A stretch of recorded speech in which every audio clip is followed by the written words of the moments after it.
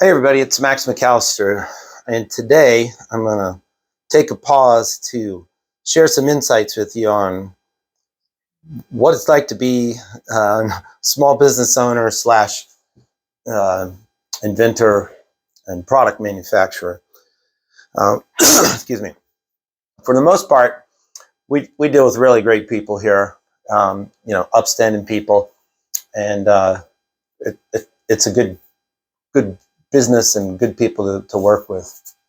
And as an example, this is a tool we sell that helps people change their fork springs in an inverted motorcycle fork. It's like sport bikes and things like that. And we got an email from a customer the other day that said, "Hey, you shipped me this order twice. 2 days after I got the first one, I got another one. It was one we sell on Amazon, and filled it twice somehow. Our mistake." He said, "I'm happy to return the second one. I see that you're making this stuff in America." And he actually said it's, nice to get a quality product and good service and not have to deal with a piece of Chinese junk. And that means a lot to us. So that's the good side of, what we interact with. But there is a dark side, and there's multiple levels of the darkness. And those are going to be things that you probably as a consumer aren't aware of. So I want to share some of that with you. Exact same tool. This is going to be our case study. So this tool, it can't be defective. It's a piece of metal. I designed it. This holds down a rod inside the fork, and I designed it so it can hold 3 different diameters of rods. I'm the only person that's ever that's designed that. That's my design. This is a tool. There's been a bunch of, I don't know the origin of it, but people make stuff like this. You could make your own. Some people do you want to take the time. But for the most part, we made a really nice tool out of aluminum so that it wasn't so heavy. It wouldn't dent your gas tank if you accidentally hit your gas tank. We chamfered all the edges. I put a lot of details into this to make it so that it was reliable, safe, and better than what some of the other things had been out there for a while. And then I tried to make it affordable. This was a $50 tool. I think Suzuki sells something very similar, and an OEM tool, and it was like $275 for the same thing. So you can see why people couldn't afford to buy the OEM Suzuki tool, which, by the way, wasn't nearly as nice or refined as this one. So anyway, we have people buy this tool, use it to rebuild their forks or change their springs, and then return it because they don't need it. So we pay the fucking freight to this scumbag. They use my tool, then they call for a fucking call tag and return it for free. So now we pay for shipping 2 ways to loan some douchebag a tool. So we've had to stop doing that. Now we just have no returns on items like this. Because if you really did have one that was defective, of course we'd replace it. But the kind of people who return this, it's never defective. We've never actually replaced one ever. Because, again, there's nothing to break and it can't malfunction. It's just you're a scumbag. And so that's one of the levels we got to deal with. Then on another level, about 10 years ago, the guy that ran my parts department took this tool, sent it to China, had it copied, and then began selling it against me out the back door of my business. He would go to the local post office at lunch and make shipments of these to people around America. Well, it took me several years to figure out who the piece of shit was that I was competing against. But this used to be a $50 tool, and now we have to sell it for $25 because I'm just going to make sure that guy doesn't make any money because he's a criminal. So we sell, several hundred of these a year. I don't make any money on it anymore, but I do it so that people stealing from me don't get to make any money either. So how's that for a day in the life? So, you think about what's involved, and you go, okay, well, by the way, this isn't a patentable thing. There's no trickiness or technology or nothing unique about it. But when it comes to patents, patents are really only good as not really even as worth the paper they're written on, you know. So because the thing people miss out on is, like, why didn't you get a patent? Okay, I got a patent. Now what? Well, now you got to hire, you know, super powerful attorneys to do patent litigation against some criminal. So here's how I explain to people. Say you had an idea for a gizmo and you actually invent the gizmo, it works, you're going to mass produce it and you're going to sell it. You're going to sell $1 million worth of gizmo per year. And say you have a 10% net profit, which would be great if you could get it.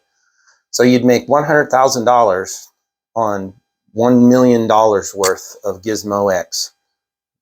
Hey, it's great, 100 grand.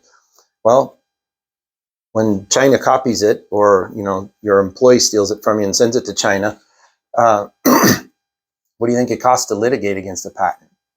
It's 100 grand.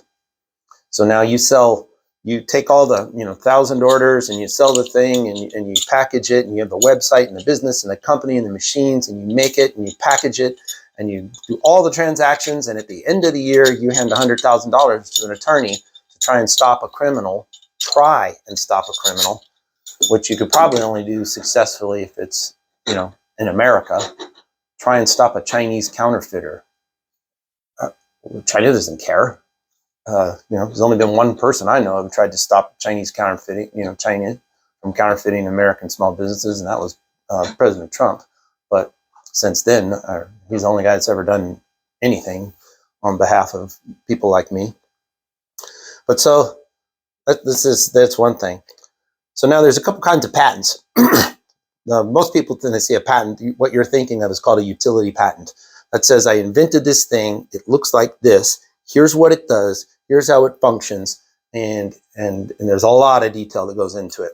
And you have to demonstrate to the Patent and Trade Office, U.S. Patent and Trade Office, that your design is unique, that it has value. There's several facets, and if it doesn't meet all the criteria, that you won't get a patent.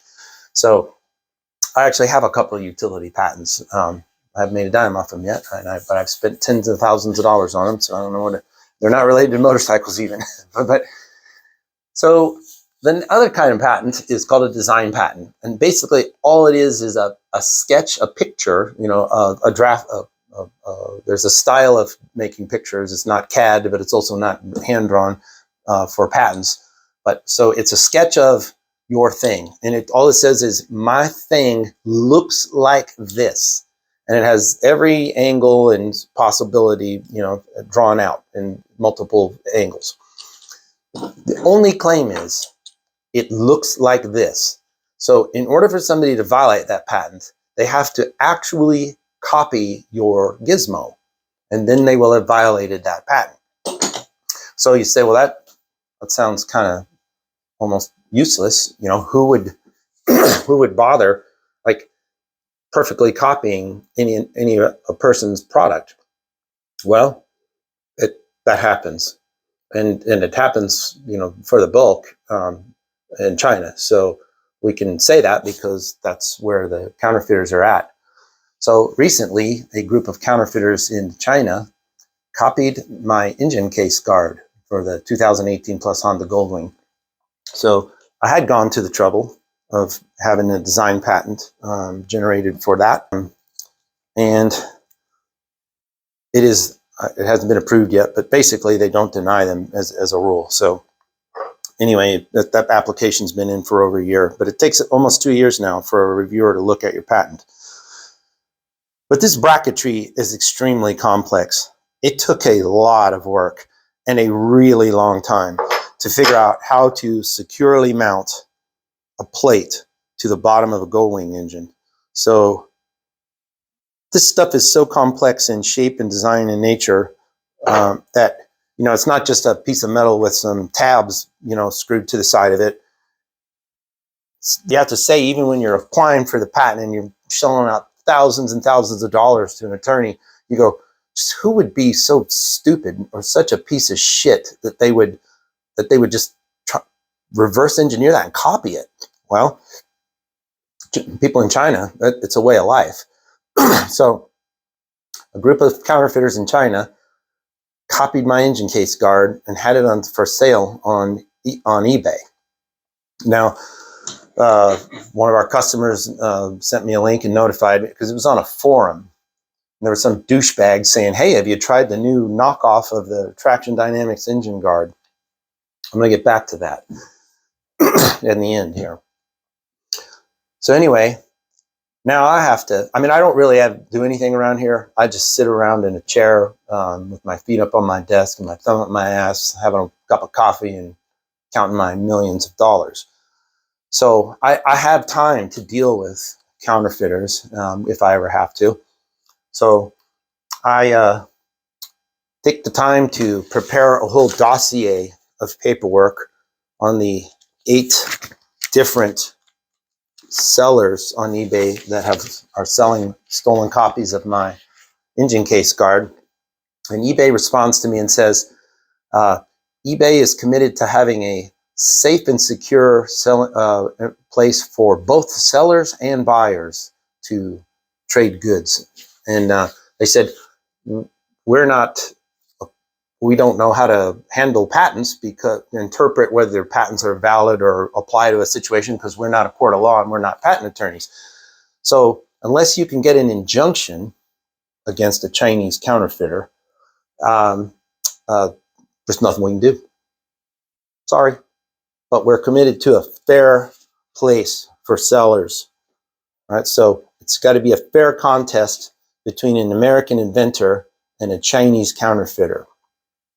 And eBay is a cesspool of stolen, copied trash, right? That's just stealing from inventors all over the world. So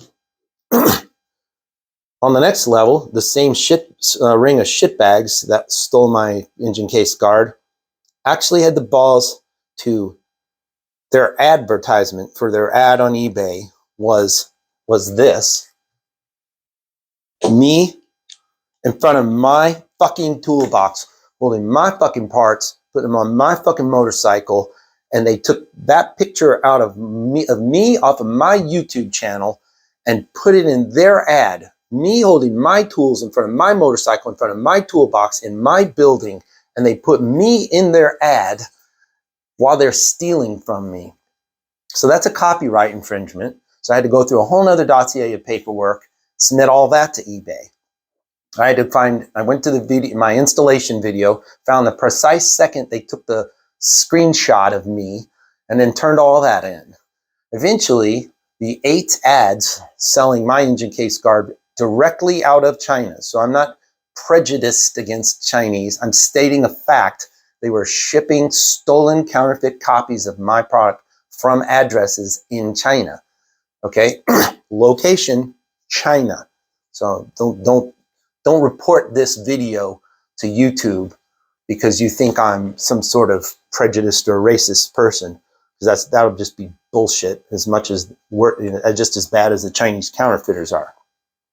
So anyway, I was able to get that stopped. The same group of scumbags sell all kinds of copied products on Amazon and eBay, and they just have it's a business. They have business names, their stores, Motorcycles Unlimited, and I forget all the names of them. But these are people running mass scale businesses, and the only thing they sell is stolen shit. So I want to try and take you down the hole that I have to live in. So somewhere in your lifetime, almost without fail, you've had something important to you stolen from you, almost certainly. Now, when someone steals from you, there's a lot of emotions associated with that. First is shock and surprise. Where is it? Did I misplace it? I can't believe it.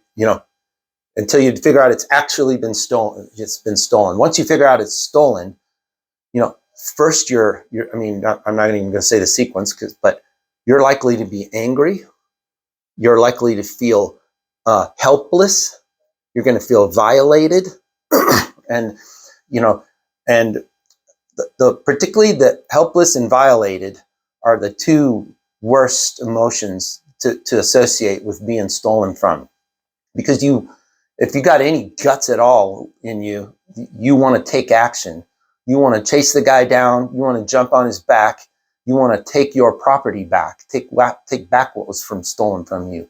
You want the police to get him. You want him to go to jail. You want that situation set right. Okay? Think about how upset you were that time when you were robbed. And you have a clear feeling of that? Now imagine you have a counterfeiter. They fucking steal from you every fucking day of your life. You get to experience that emotion every fucking day of your life when you have Chinese counterfeiters stealing from you. Now that's my world. Every day of my life, stolen, copied Traxxion Dynamics products are sold to people who just are also, we're going to get to that, will just buy it because it costs less. So, as far as I'm concerned, I hope the people in China that make counterfeits live next to the next Wuhan lab, and that the COVID-23 is released right into their workshop and they end up sick and they choke to death on ventilators. That would be a moderately happy outcome for me, if that's what were to happen to them. But let's talk about another person that's the problem in this whole situation that I have to deal with. That's the person on the internet forum who finds the cheap, counterfeit, Chinese, knocked off junk. And then they go onto an internet forum and they put a link and they say, hey, everybody, look where you can buy a knockoff of the Traxxion Dynamics engine case guard for $99. That person is a fucking thieving scumbag, and he's contributing to the Chinese terrorists that are stealing from me every day of my life. If you propagate the sale of counterfeit goods, you're just that far away from being the Chinese piece of shit that did it in the first place. So if you see people doing that, take a stand. If you're a decent, upstanding person and you have any respect or care or admiration at all for somebody like me that does what I do, because sometimes I question why I even bother. Why would I even bother thinking of an idea just because I know somebody in China is going to steal it from me? But if you have any care about guys like me that run small businesses and make products for your life, report those posts to moderators, and hopefully you're on a forum that isn't led by gutless, who knows, sleazebags that won't take action, or, well, that's free speech. If you want to say that promoting Chinese counterfeiters is free speech, you're actually part of the problem there as well. So it takes people pushing back against this to stop it. It can't just be one guy or one voice. All of you need to stand up and stop and do what you can to stop it, to mitigate it. I'm sorry that our products cost what they cost, but I don't get to pay my employees $100 a month. They don't all live 12 in an apartment like they do in China. I've been to China. I've seen how people in factories live. It's nothing you would ever begin to wrap your mind around in reality in America. No matter how poor you think you are, you don't even have an inkling of what day in the life of a Chinese factory worker. So, but if you're the guy who likes to go put up links and show everybody the pictures of your knocked off Chinese shit on your bike, I hope you and your Chinese knockoff crap drive right off the closest bridge and explode in the bottom of a ditch. I really don't care what happens to you. You steal from me every day of my life. And so I can't find you. I can't put my hands around you. I can't get the police to come handcuff you because you're just sitting there behind a keyboard stealing from me. I'm trying to take a breath. Normally you see me, I'm smiling and happy, and that actually is that is how I am. But this is part of my life, and it's something I want you to consider, and consider for guys like me. Because I've seen the same stuff. I've seen Gila bars knocked off. I've seen Rivco arrow pegs knocked off. I mean, the list goes on and on. If you own a Honda Goldwing, this is just out there. But there's going to be guys like me that just throw their hands up and go, screw it. I'm just going to go on a farm. I'm just going to grow my own vegetables and hunt a deer and stop bothering with this. Because why would I go to all this trouble and putting this factory and this company and this business together just so that, every time I have an idea, somebody gets to mail it to China so that it can be copied. So help American small businessmen. I'll stop beating a dead horse. Please, I'm sure this video is going to spawn commentary, and that's good.